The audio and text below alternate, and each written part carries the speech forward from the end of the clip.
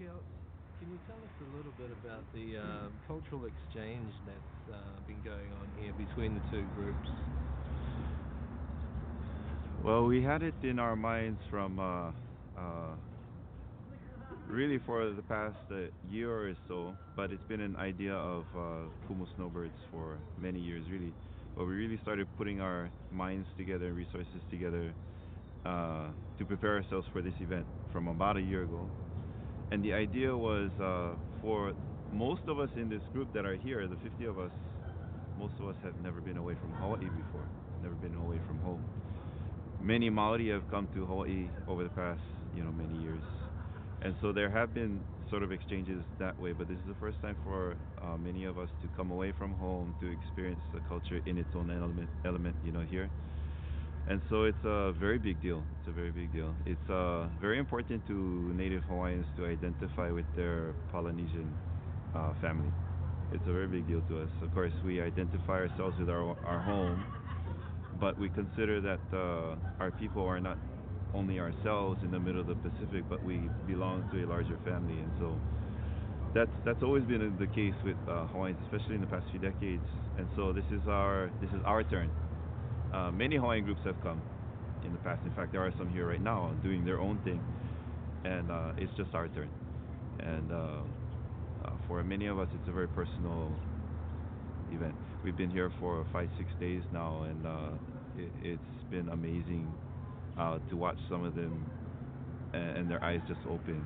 You know, I was going to ask such you, excitement. how are the students really affected by coming over here and seeing everything here? Blown away, blown away. It puts our own culture in a new perspective because you're blown away with how great things are, how beautiful things are. I mean, this marae is just absolutely beautiful. The symbolism is what touches us. Yeah, it's pretty to the eye, but what it means is what touches us in the heart because those are the same stories we identify with. And so, for many of these students, this is the first time for them to see another spin to the same stories that we already know. And it puts many of the characters and many of the scenarios and many of the old traditions in a new light, in a new perspective. It starts to make us things click better to understand. Oh well, that's why Maui's relationship to his mother was that way. That's why his life ended that way. Because we have the same story, but then there's a different twist here. And when you hear the different twist, oh, so that's why there was this other controversy in their life, and just to hear that discussion going on last night among them, cool. Yeah. I was fortunate enough that I've been here before, and so for me that was my first time, and it's cool to see them have their first time. Oh, great, great. Now, you guys are, it's pretty close to Māori here in Aotearoa, but what do you think the closeness of Hawaiian is to the rest of the Pacific, like Samoa and Tonga and, Yeah. the... Well, we identify very strongly with our Polynesian family, like I said, and it's natural for us to have that first attachment to those who are most similar to us. And as far as our language is concerned, our language most resembles Tahitian and Maori, as well as Marquese. Samoan to a lesser extent, but still there. For instance, for someone like me who speaks Hawaiian fluently, to hear Maori being spoken, to hear Tahitian or Marquesan being spoken, you can understand to a large extent, especially when you know what the changes are. You understand the majority of what's being said. Uh, Samoan and Tongan, we identify because we know still that we are in the same family, but the linguistic similarities are not as close as those in Tahiti Maori. But so we identify very strongly in this way. You know, you have a huge population of Samoans and Tongans who live in Hawaii, just as I understand there's a large population of Samoans and Tongans living here in Aotearoa.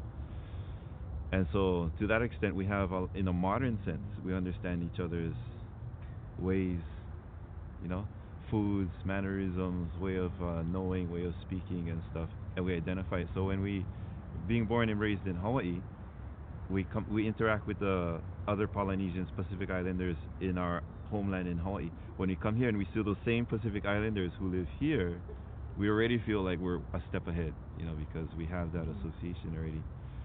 Mm. Do you think, in the years to come, we're going to see a lot more cultural exchange happening between Aotearoa, the other islands of the Pacific, and Hawaii? Can you envisage that? Uh, I believe that it has been growing for some time, especially in the past decade or so, that there have been much more uh, exchanges, many more exchanges happening between Aotearoa and Hawaii in this respect, just like what we're doing now.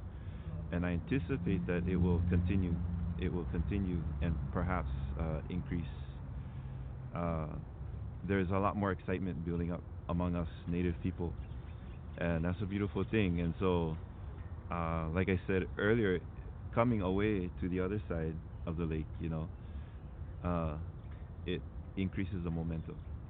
Your drive when you take it home, your drive is even more so, is just much stronger.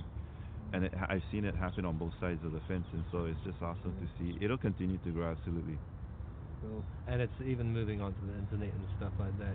People stay in touch through email and Yeah. uh, Yeah, another area that I've been able to participate in as far as exchanges are concerned is at the academic level, in the scholarship and the research level, between Native Maori, Native Pacific Islander, Native Hawaiians. Recently, that's the most recent innovation, I think, is that scholarly exchange. Uh, we are already identify with each other at the genealogical and the cultural basis, and now it's starting, the gap in that academic level is starting to fill in, and it's so cool because I know that there is at least one other group who are here right now in Aotearoa doing only that, just academic exchange, academic as well as culture. You can't separate the two anyway.